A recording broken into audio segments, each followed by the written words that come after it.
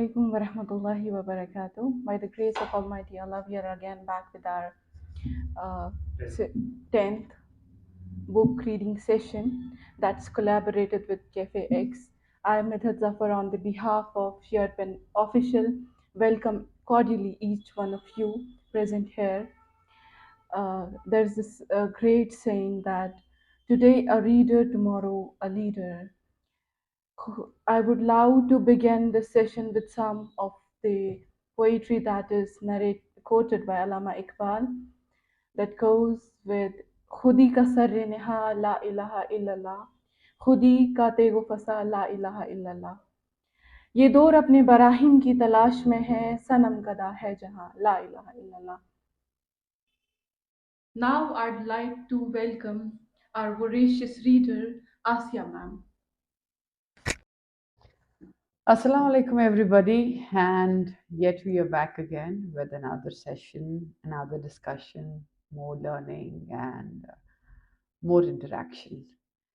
The book I would be reviewing today is very opposite to what most of the people believe, do, project, and practice, and make others practice. This is a book by the name Quiet. Yes, Quiet by Susan Cain. This book highlights the power of introverts who are very, very underrated in our society. The quiet people, the thinkers, and as Susan Cain has said, the strongest of all. People with a lot of fortitude. People know how to hold it there.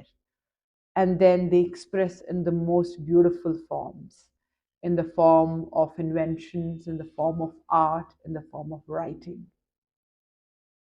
She calls introverts thinkers and extroverts talkers. And world has a balance by creating these two. God has a balance by creating these two. But unfortunately, since we live in an era of a certain trend, a certain fashion, a certain pattern, some things and some kind of traits are glorified due to reasons best known to people, or they just want to be a part of a flow of fashion, a cult, a herd. And that is what has happened to introverts and extroverts. As per recent study in the United States of America, 50 to 60% of the introvert population is pushed or forced or trained or grilled to become extroverts. Introverts are belittled or made feel a certain way, or at times even small, that they cannot talk, they don't have a voice, and they have to be publicly present, show themselves in a public speaking platform, learn public speaking, take courses for them, which doesn't come naturally to them and which is actually not required. Their strength lies somewhere else. Take an example of any great piece of art, invention, anything around in this world. Just look around in the room and see who has created the best of the machines, the art, the structure, the furniture. They were all quiet people with skilled minds, hands, and behaviors. And suddenly, if these people will start talking and saying things, they would not have time and energy and focus to do all that. And then there are extroverts who are there to convey, to sell what these authors, these scientists, these inventors create. So, one is to make a certain thing, or to create a certain thing, the other person is to make the world aware what he has created. So it is a mixture of two. They cannot be compared and they cannot be, mm, you know, mixed into one thing. So she says in the blurb that for far too long, those who are naturally quiet, serious, or sensitive have been overlooked, as if it is a kind of deficiency. Really sad. The loudest have taken over. even if they have nothing to say. And that is the best example of our media in these days. Anyone who says things in a high pitched voice, even if that thing makes absolutely no sense, and please excuse my language, most of it is rubbish. It is. Yes. So it is for, it's a time, as she says, for everyone to listen. It's time to harness the power of introverts. It's time for quiet, the quiet in this world, the quietest who have, endured so much. And with that endurance, they have created so much. And only when they create, the talkers can talk about that. So introverts are actually a balance to the extroverts. They are among the strongest and the more intelligent species, and our extroverts are charismatic, talking, and communicating species of the world. And God has created them, nature has created them with a certain balance. So, anyone who has a child, anyone who is himself or herself a quiet person, firstly, congratulate yourself. Secondly, don't make yourself feel or others feel that there is a deficiency. No, it is a make. You can't compare an apple with an orange. This has a different set of vitamins, this has a different set of vitamins, and both are important for the human body. I'm sorry to give such a simple and Cindy analogy, but this is how it is, and it is mostly understood by people. And putting these introverts through stress of fitting in and being a part of big groups and cultures and talking and shouting and being where they don't fit in, it leads to anxiety, uh, it leads to fear, it leads to self-worth issues, and then whatever is strong in them is depressed, and they don't remain themselves, neither they become extroverts. So accept the way of nature, accept someone's nature, accept their strengths. Don't try to make them yourselves or them what they are not. Being quiet is good. Introverts are our assets, and extroverts, you know, show the value and display these assets to the world. Let's not disturb the balance, and let's not glorify talking, shouting, yelling, saying things loudly, even if there is no content. Thank you, and please read this book. A great review by Afia ma'am. And communication and creativity go hand in hand, and nothing should overshadow one another. I got to learn a beautiful lesson by, we should stop comparison among the introverts and extroverts, because it can lead to devastation. Now we have one other great reader here. I would love to welcome Mr. Zahur Farooq for his review on the book named as Norwegian Wood. Assalamu alaikum warahmatullah. The book that I'm going to be reviewing today is written by my favorite author, Haruki Murakami, a Japanese novelist. The name of the book is Norwegian Wood. This book is different from what Haruki Murakami wrote, which usually talk about cats, alternate reality, and which are magically realistic. This book is a coming of age, a commonplace story. Plots are developed in a way that we get to see events unfold which are quite real.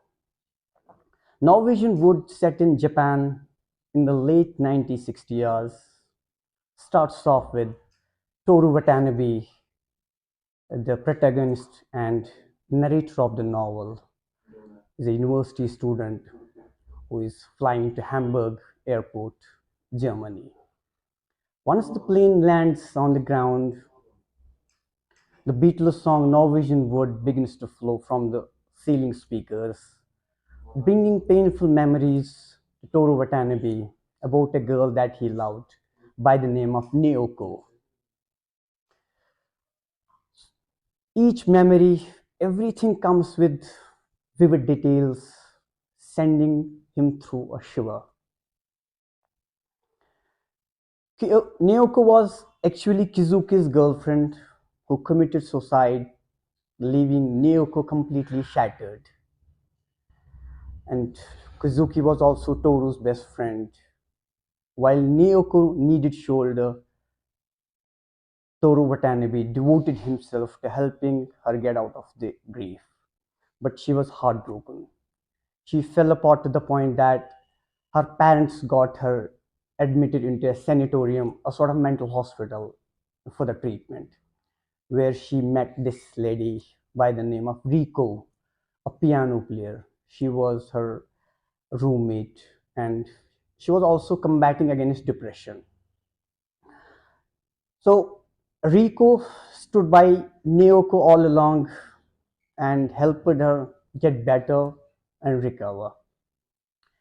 During one of his visits, Toru Watanabe spent some time with them in the sanatorium, and he got to know about Rico, and then he came back to Tokyo. While Kizuki was also Toro was also grief-stricken over the death of Kizuki because he was closely related to Toru. So while he was determined to save Nyoko, he, in the midst of it, he fell head over heels for her. He developed feelings for her, and they started seeing each other. They got along pretty well. But Nyoko was not, she was not happy. She actually wanted to fill the void that was created by the death of Kizuki. She found it pretty hard getting out of the past, and she acted as if that she was getting better, but she was not, feeling good. She was not healing. Actually, she was preparing to give in. She was preparing to surrender because her past was subduing her. And while Nyoko was battling against depression in the sanatorium, Toru was, Toru was trying to do everything that could make her feel happy. But she was not responding. She was not expressing the feelings. She was not acting the way she was expected by Toru Watanabe. So Toru Watanabe did everything that he could to bring him a state of normalcy, but he failed. So at the end, there's another girl that I forgot that Toru Watanabe met in drama class. She was an outspoken and outgoing girl by the name of Midori. So Midori was drawn to Toru's feelings. So Toru intentionally started an affair with Midori with this intention that he could overcome the pain that was caused by the separation and distance of Nyoko. But deep down, Toru Watanabe was grieved over the separation. He was not feeling well, so his feelings were not reciprocated. In the book, there are a lot of people who are broken. Each one fights their own battle without winning it, and they they act as if that they are treading a path, which leads them nowhere. But there are some people in the book that are quite abstract to understand. But as you go ahead understanding the novel, things will start to make sense. And there is a quote that I want to say before I leave you with the review. No truth can cure the sadness we feel from losing a loved one. No truth, no sincerity, no strength, No kindness can cure the sorrow. All we can do is see that sadness through to the end and learn something from it.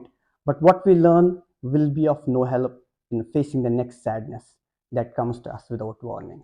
Thanks. So wonderful two books reviewed and a great introduction given by Midhat and Haruki Murakami. I have developed a fancy for this author now because, usually authors and people have two separate genres, fiction and non-fiction, magic and reality. And the way he, you know, combines them in this book is exceptional, is amazing. And it is what real life is. We all are realists when it comes to certain things, but when it comes to faith, when it comes to emotions, when it comes to wishes, when it comes to dreams, we believe more in magic than reality, than transparency. Apart from our routine activities, we all want a miracle, a magic, something great, something bigger to happen. And we believe in it because we believe in God. And God is magical. It is something much bigger than what reality shows. And human body, human emotions, human creativity. Who wants prose when we are happy with poetry? Who wants transparency when we'll be happy with magic? It's all absurd, but still it makes sense and it's perfectly sane. One more thing which I learned and recognized is that when a pain hits a person, these characters in these books, they try to overcome their pain by laughing it out, going out, picking up some another person, some hobby, trying to distract themselves. But that's usually not the way we have been told that, okay, don't focus on this. But the time of grieving and suffering is sometimes very, very important. It is essential.